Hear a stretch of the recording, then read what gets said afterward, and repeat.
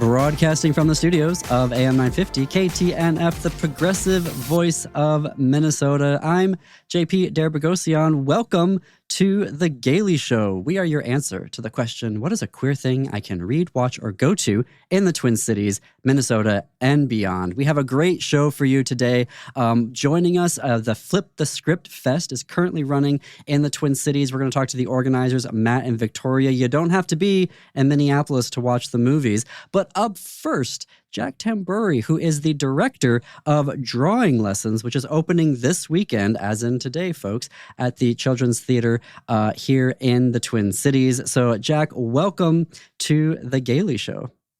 Thank you so much. I'm really happy to be here. Absolutely. So hearing a little bit about the show, I'm really excited to talk to you about it. So let's jump right in. Tell us about Drawing Lessons. So Drawing Lessons is a new play. This is its world premiere production, and it centers on a young character named Kate, who is a 12-year-old girl growing up in South Minneapolis in the year 1995. So it's the 95-96 school year. She is in 6th grade in a new school, and Kate experiences significant anxiety and does not talk in school or in public. And this puts her in conflict with her teachers. The other kids think she's weird. She struggles at home with the demands her father places on her. And Kate is a kid who doodles compulsively. This is how she sort of finds emotional calm. And she encounters a curmudgeonly cartoonist with a syndicated strip in the newspaper, if you remember newspapers. His name is Paul. And Paul and Kate develop a sort of mentorship relationship. He gives her the titular drawing lessons, and she starts to identify as an artist and come out of her shell. And that's sort of the story of the play. And the sort of spectacle value is we are collaborating with an extraordinary cartoonist, an illustrator named Blue Delaquanti, who is Twin Cities based, has published a number of graphic novels of their own. They're also an educator at MCAD, right next door to the theater. They are creating more than 100 unique drawn images that are a huge part of the visual design of the play. And we've also got our actors drawing live on stage under live feed cameras so that the audience can have access to sort of this aspect of creative process. Wow. So tell me, there's also, being the Gailey Show, there's also a queer theme, queer lens to this show as well, right? There is actually, yeah. So, my creative partner, Michi Baral, who is the playwright, and I, we've been developing this play for a couple of years now.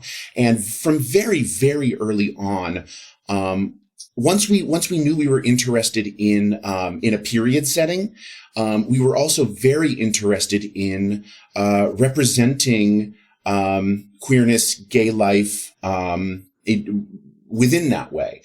So Paul, the cartoonist who is the sort of primary interlocutor in this play, is a gay man. He and his partner John run an art supply store, and that store is the space where Kate, the 12-year-old girl at the center of the play, really finds her garden, her space of emotional safety, her place to explore her creative voice.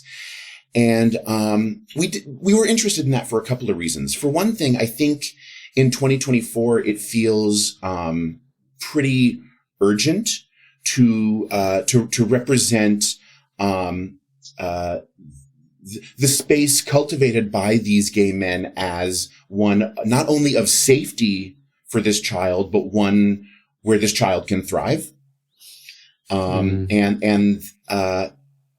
then there was also something for me about representing a sort of pre-21st century gay life as something that people live their lives. They're active members of their communities. They're not,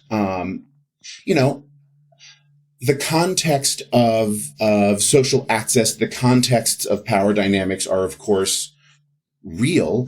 And I think, especially for young people today, I'm an educator. I teach in an art school in New York, SUNY Purchase. Mm-hmm. And I certainly perceive that for younger generations, there can be an idea that, that life, queer life, prior to a sort of certain point of their awareness is this sort of life of constant and unrelenting sort of struggle and grief and I think these men, our costume designer made a very bold choice in giving these men wedding bands. These are men who, are not legally married and yet they are representing their commitment to one another in their lives as people in fact did in the years 1995 and 1996. People made their way, within their context. And so, those are some of the things we were thinking about in creating these characters. I wanted to ask you about that because that is a very interesting period of queer history, right? So we do, and for me, having, end of, Generation X, early millennials, the 90s were kind of really formative, right, for me. And it does kind of present a dichotomy, right? There's kind of this optimism, if you will, into the 90s. You start to see Ellen come out, even though she's immediately canceled on her TV show. But you also see DOMA. We're kind of coming out of the HIV/AIDS pandemic, like the cocktail is just starting to be introduced. So it kind of feels like we're emerging from that. And how are you seeing that period translating to the stage and resonating with kids today that are, coming of age in the 2020s? Is that what we call it, the 2020s? Sure. Yeah. That sounds right. I think the particular gay culture of the era and the inner lives, social lives, sort of adult society lives of these characters aren't necessarily on stage in this play, right? Mm-hmm. What's on stage in the play is their shop and them when they interact with Kate, right? And so, I think everything that you're talking about is, for me anyway, as a gay artist who I'm about a year older than our protagonist. I was in 7th grade in 1995-96. And so, I think my awareness of gay culture and gay life was certainly peaked. But I didn't have a whole lot of context. So I guess my answer to your question is it's in the background. I know that our actors, Derek Mosley and Jim Lichtscheidel are really taking on the context as they've been working on their characters, and they're really concerned with a dignified representation that's also really human. Mm-hmm. So I think that's sort of where it lives. This isn't, I wouldn't call this a capital G, capital P gay play. And in a way, that's part of our sort of provocation is, hey, good news. These characters can live in all kinds of plays. Mm-hmm. I love that. Even when their particular sort of minoritized or politicized experiences are not the center of the play. Yeah. I'll be curious how. So, the show is opening right this weekend. Have you had any feedback so far from kids who have seen the show? Because this is a world premiere, so I want to. Yay! Congratulations, by the way, world premiere. So I don't know yet about having kids having reactions to it yet. Yeah, it's been really interesting. Folks who have been in the room throughout the process.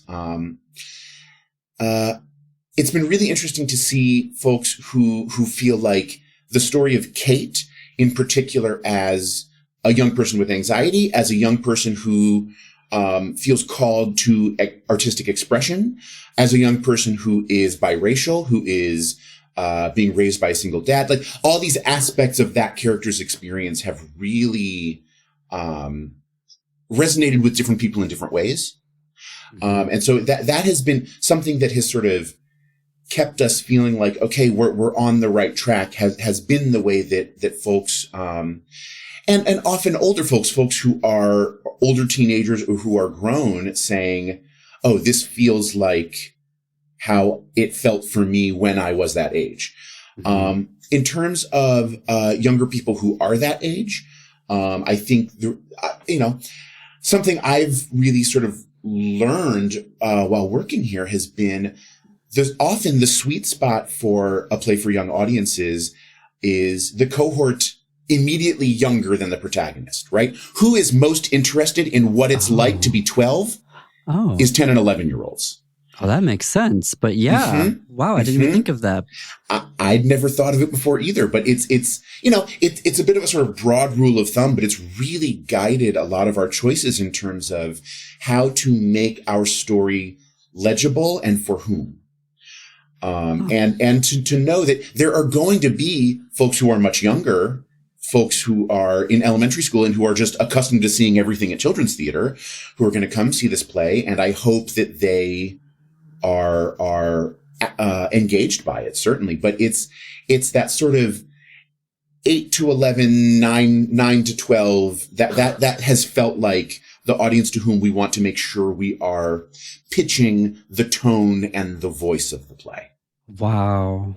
Well, obviously, I wish you all like all the success in the world, because it sounds like such an amazing production and world premiere. So hopefully this goes like around the country and the world. But I also want to ask you about, and we got a couple of minutes here, and I know this is kind of going to be a big question. For someone who was coming of age in the 90s, where gay representation was very limited, shall we say, whereas right now you can sort of spend, a lot of your time just watching and consuming queer content. How has that shift been for you as a creator? It's really interesting. I feel like coming of age in the 90s, there's a couple specific things about that moment. I think that opportunities for actual intergenerational contact, which are so important for sort of the transmission of gay culture and invitations into gay society, are very limited at that time, right? My elders were decimated. Mm-hmm.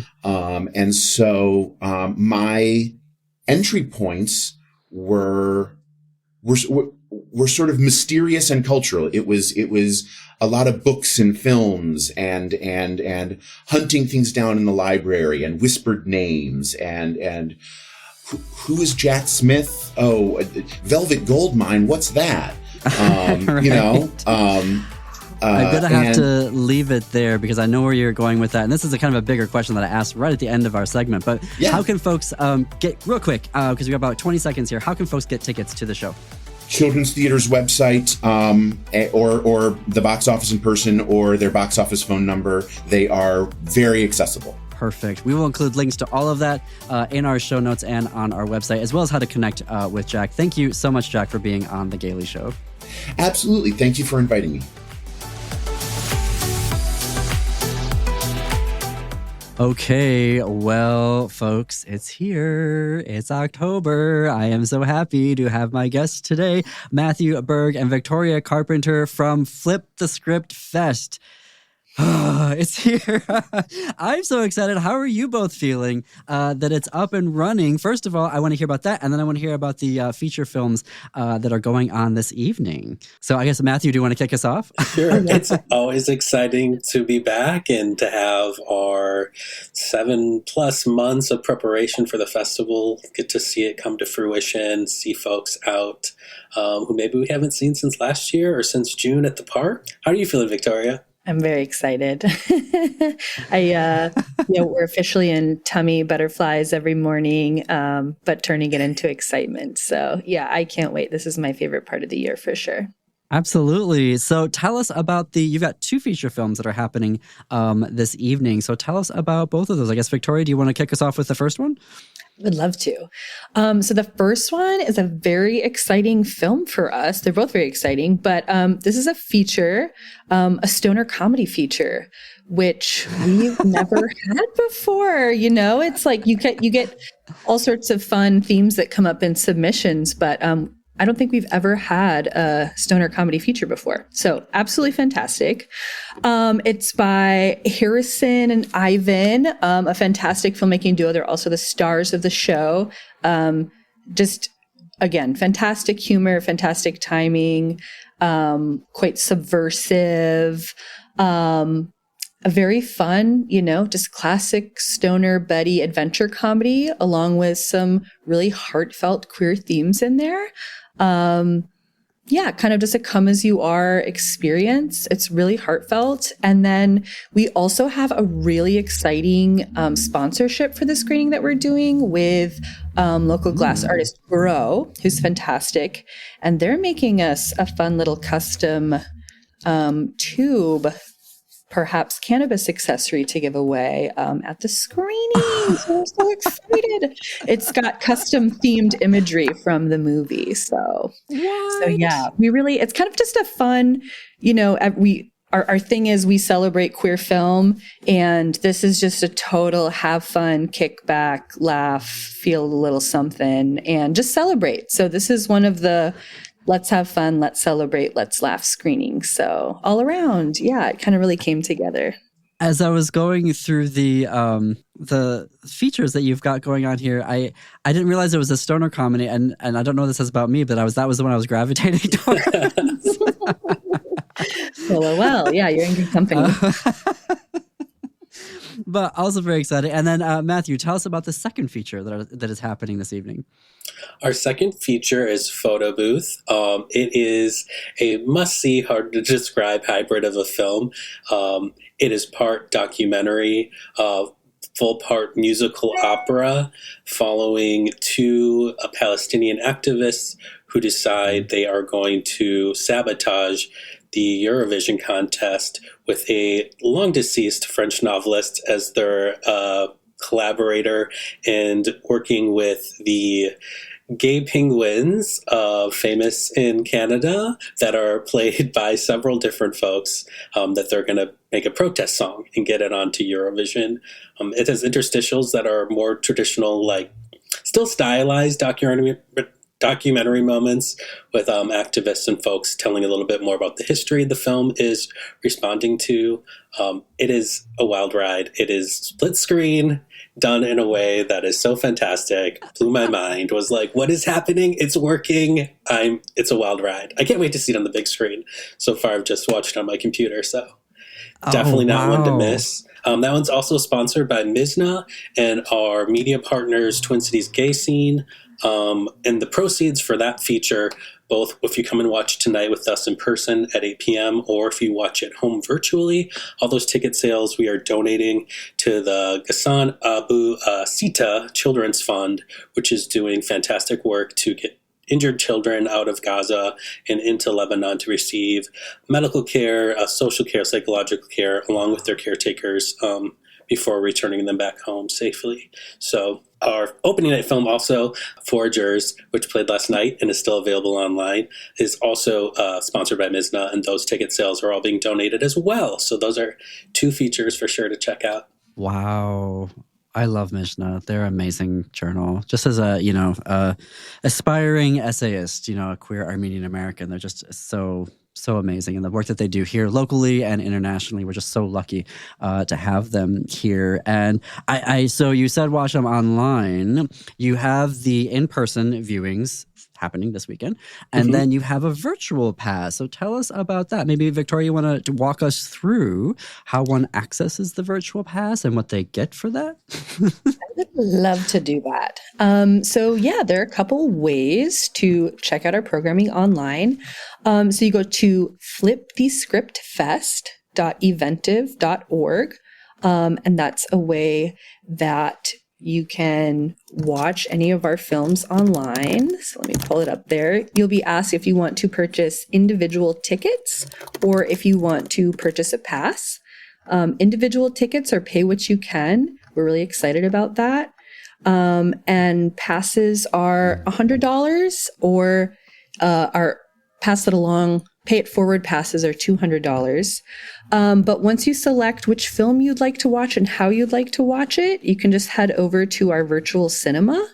It has more information about each of the films. And then it also has where you'll just access to just click on what you'd like to watch. Once you figure that out, you'll have 24-hour access to watch the film once you've started watching it. And that remains throughout our entire festival period through the 19th. And a really fun part about that is even if you can't make it to in-person screenings, you can still vote, which is your favorite, which we have for the first time an Audience Choice Award screening this year at the end on the 19th too. We're really excited about. So. Ooh. Now for the virtual ones, do you have to like download software or does it just play within your like browser? Yep. So it plays within your browser.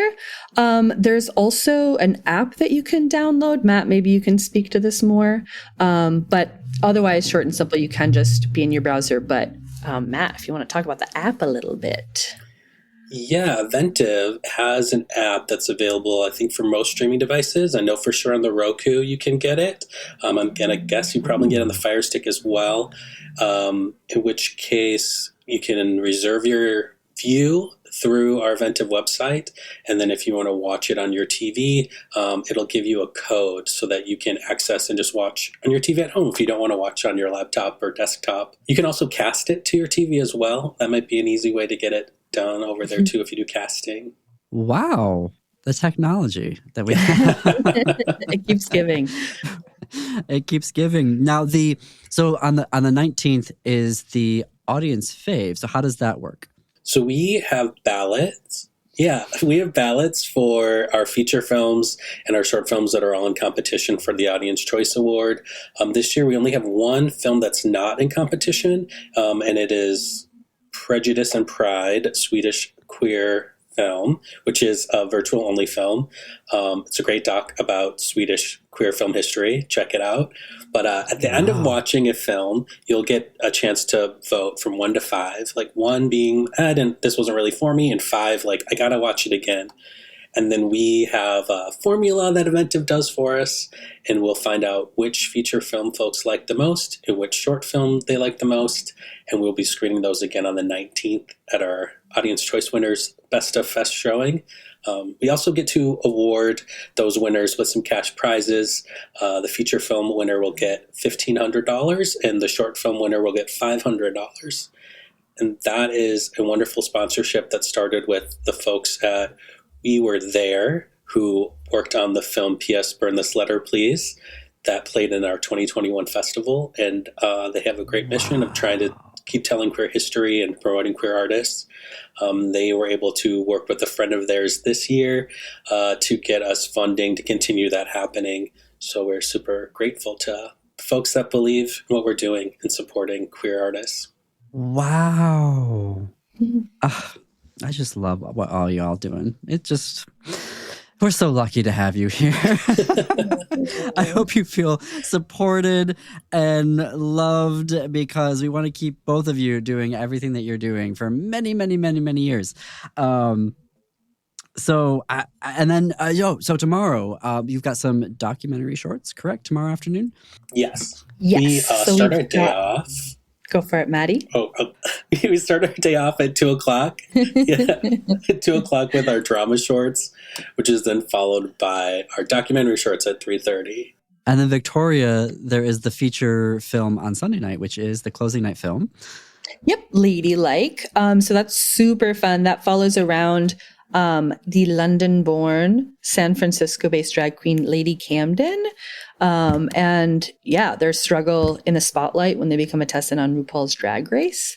So that's a really fun one. We'll be closing out the night there for the first weekend. Wow. So what? Tell me, what's your favorite film? I'm joking. They're all our horrible babies. Question. All our babies. You did have a theme that I noticed that I really appreciated is that you did have some films that were focusing on the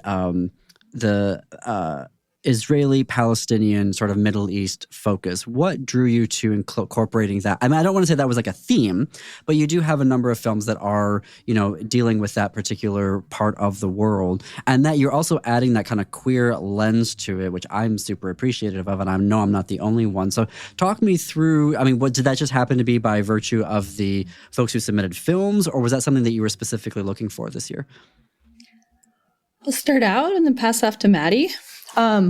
Yeah, thanks for bringing that up, because that was actually, we put a lot of energy into making sure that happened. So every year we bring in submissions, have open submissions throughout the year. We get beautiful films from around the world. We look through all of them. We, decide what the cream of the crop is. And then we say, where are the holes in this? What's going on right now that is missing from this? Part of the reason we started this festival was to make sure that, unseen stories were being told, and that, the queer stories that we're sharing weren't just all white stories, or weren't just all traumatic stories, or all of that, right? So this year being this year, of course, all these stories are important all the time, but it seemed very obvious that if possible, we really needed to get a feature. We needed to get spotlights on Palestinian struggle, the story, the history, right? I'll speak for myself as a Midwestern queer. I had almost no education about this conflict growing up, and it's been through my amazing queer community that's educated me about it. And so, yeah, it just seemed really important. So we started the story there. I hate to cut you off because we are at time, and I'm so glad that you have that. Really quickly, I've got like 10 seconds left. Tell me, where do folks go to get tickets? Matt. flipthescriptfest.eventive.org. Or find us on Instagram at flipthescriptfest, and it's our link in bio. Fantastic. Matthew, Victoria, thank you for being on the Gailey Show. Congratulations on an amazing festival. Thank you. Come on, see us at Willow Creek this weekend. And thank you, everybody. We'll see you back here next Saturday. In the meantime, see you at the movies.